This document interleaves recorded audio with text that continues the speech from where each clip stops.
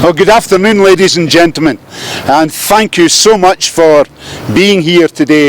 I thought it would be nice to meet with you and give you some perception of why I have travelled over from Scotland to be back here in Nairobi. I'm absolutely delighted to be back in Nairobi for one or two very important ceremonials that are going to take place today and tomorrow here in Nairobi.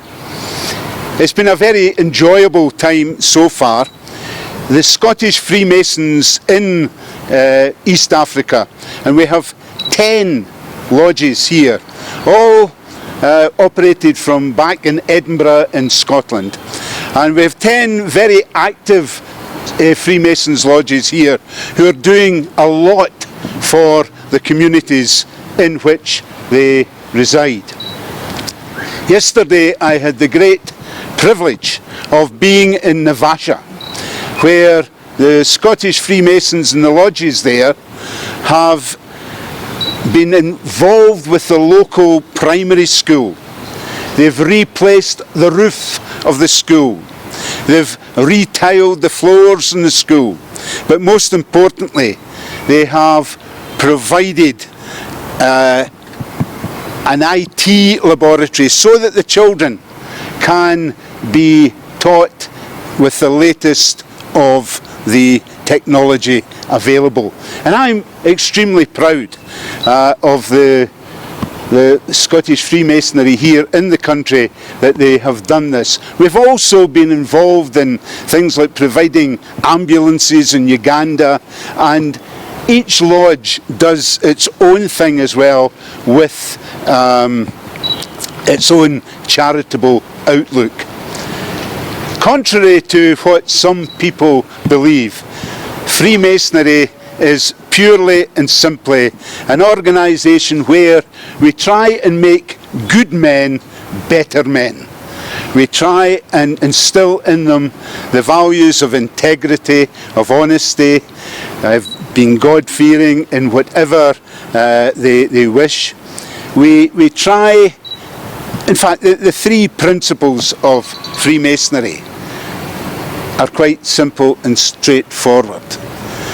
We've got three pillars, and these three pillars represent all that is good in mankind. We are here to support our fellow men, whether, and women of course, whether they are in masonry or not. We like to be an integral part of each community and support the communities in whatever way we can. So I'm really delighted to have been able to travel over from Scotland for the ceremonials that are taking place this weekend, and I thank you all for the very warm welcome that I have once again received here in Nairobi. It's very much appreciated. So thank you for being here, and thank you for taking such an interest in the good works that we as Scottish Freemasons are trying our level best to do for the benefit of our communities. Thank you. Yes, Grandmaster, the reason why maybe most of us are here over land rights, I'll start there. And also maybe you can start by clarifying on this issue. And secondly, there's a lot of misconception about Freemason in Kenya. A lot of talks about it's a secret society, right?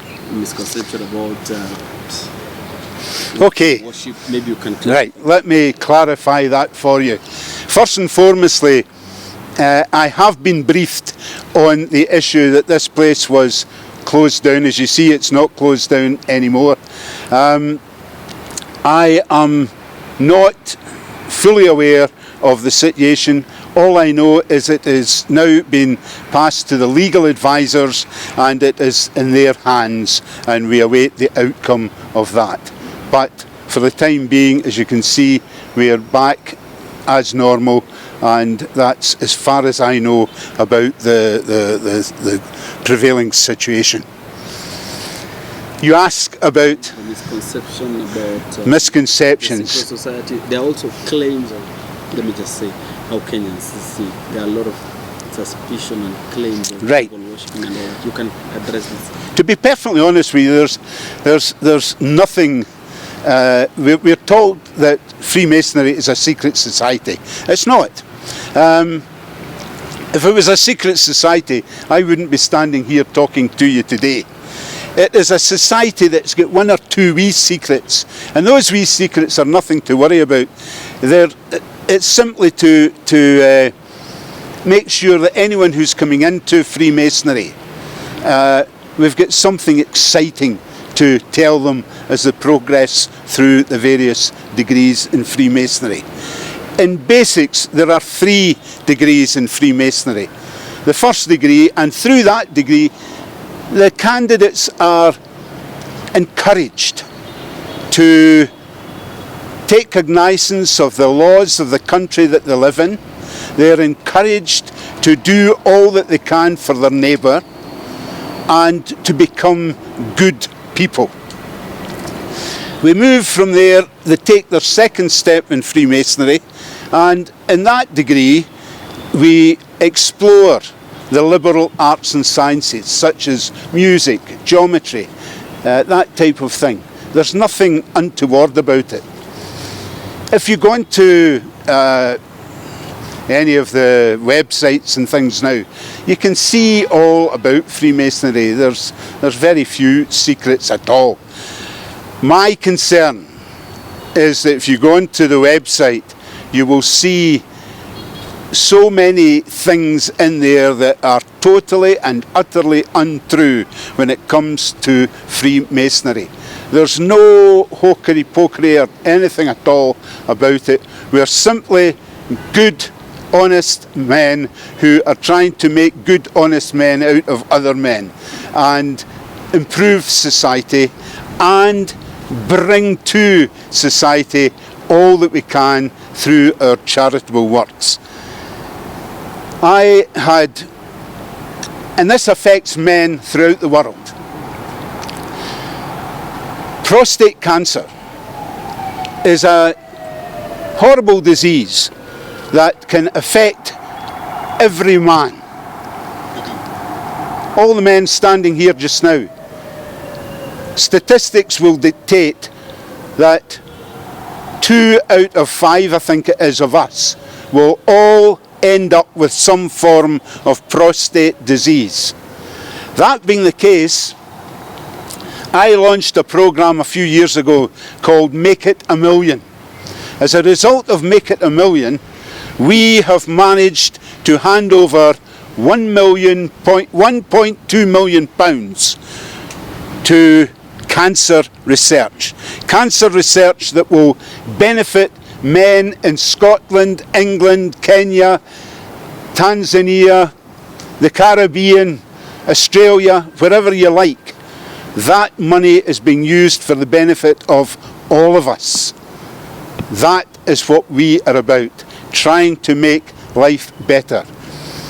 I've got 1 or 2 lodges in the province of Lanarkshire in Scotland. They are concentrating on an organisation called CHAS, the Children's Hospice Association Scotland.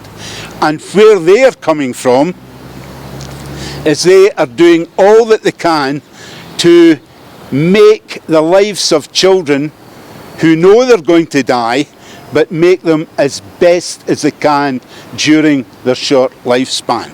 So in Freemasonry, we're doing all that we can to make life better for as many people as we possibly can.